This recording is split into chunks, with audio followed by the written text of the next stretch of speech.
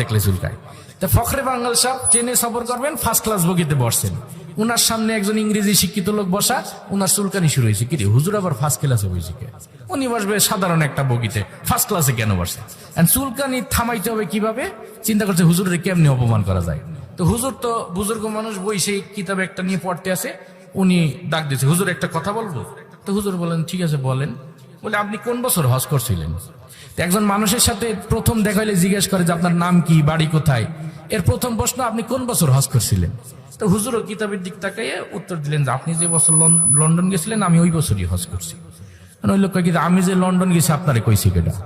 হুজুর কয়, আমি যে হজ করছি আপনারে কি কেউ কইছি? কয়, না মানে আপনার মাথায় হাজি রুমাইল, লম্বা একটা জুব্বা, আমি ভাবছি আপনি হজ করছেন, আমার কি দোষ হয়েছে নাকি?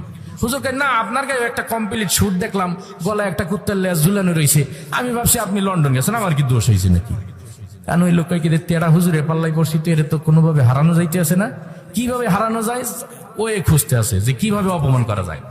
একটু পরে দেখে যে ট্রেনের জার্নি তো লম্বা হয়, সবাই একটু টিফিন নিয়ে যায়।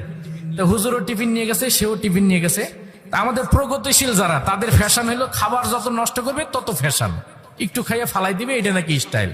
আর আমাদের ইসলামের সৌন্দর্য হলো বর্তন সুন্দর করে সাইটে পুইটে পরিষ্কার করে খাওয়া, এটাই হলো আমাদের ইসলামিক ফ্যাশন, ঠিক না? তো হুজুর রুটি আর গোস্ত আনছে, হুজুর পুরা রুটি খাইয়ে গোস্ত খাইয়ে প্লেট সাইডে খাইতেছে, আর সে তো যা আনছিল অর্ধেক খাইয়ে জালনাতে ফালাই দিছে। কারণ ফিলাক্সে করে চা আনছিল, ঠ্যাংয়ের পর ঠ্যাং পিলে বসে চা খাইতেছে। এর মধ্যে দেখে যে হুজুর পুরা প্লেটটা সুন্দর করে পরিষ্কার করে খাইয়ে মুরগির হাড্ডি চাবাইতে আছে কর্মর করে। এখন বুঝছে যে এইবার তো চান্স পাইছি হুজুরের অপমান করার। তখন সে বলছে, হুজুর একটা প্রশ্ন করি? হুজুর বলছে, হ্যাঁ করেন। আপনার দেশের কুত্তায় কি খায়?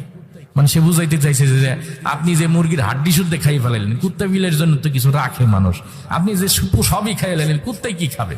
হুজুর সুন্দর করে হাড্ডি চাবাইতে বলেন, আমার দেশের কুত্তায় চা খায়। তো ওই লোকের গলায় তো চা আটকে গেছে যে কি রে, এ কোন হুজুরে পাল্লাই পড়ছে, এটা তো কোনো দিক দিয়ে আটকানো যায় না। এখন মেজাজ খারাপ হয়ে গেছে যে এই হুজুরের প্রতিশোধ আমার নিতেই হবে। পরে ট্রেনের জার্নিটা লম্বা হয় দেখে ট্রেনের একটা বগি থাকে মসজিদ, ওই নামাজের সময় হলে রেকর্ডে আজান বাজায়। রেকর্ডে আজানের সাথে নামাজের সম্পর্ক নাই, কারণ নামাজ পড়তে হলে আলাদাভাবে আজান দেওয়া হয়। ওই আজানটা বাজানো হয় সতর্কতামূলক, যে নামাজের সময় হয়েছে, কেউ যদি নামাজ পড়েন। তো ওই রেকর্ডের আজান শুনে হুজুর করছে কি, ওনার রুমাইলটার কোটিটা খুলে ওই ট্রেনের টয়লেটে গেছে, হুজুর করে নামাজ পড়ে। ওই লোক তো ভিতরে রাগ, হুজুরের ওই রুমাইল আর কোটি জালনা দিয়ে ফেলাই দিছে। হুজুর এসে দেখে যে রুমাইলও নাই, কোটিও নাই, কিভাবে কে নিল?